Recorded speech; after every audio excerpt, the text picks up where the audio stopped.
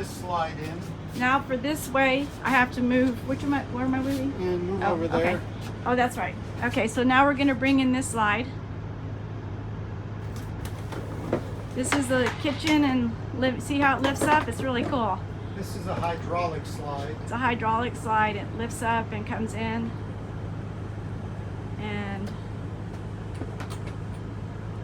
And you can adjust these to whatever you want when you're, it's parked and in your RV camp or whatever. Michelle, come back over here and sit on a chair. Okay. Legs up so you don't get smashed. Okay, and now we're going to bring the unit in. And you always have to be careful that the chair is in front of that slide, because the slide is so powerful it'll tear the chairs off of Yeah, there. so see, it's coming, it's lifting up. I wanted to show you. There it goes. It's lifting up, and here it comes. And it's going to close in so that you can drive it.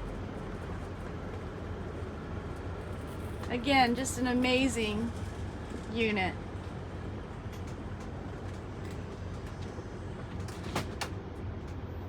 And that's it. And that's it. Hope you enjoyed our videos, and if you have any questions, let me know. Thank you.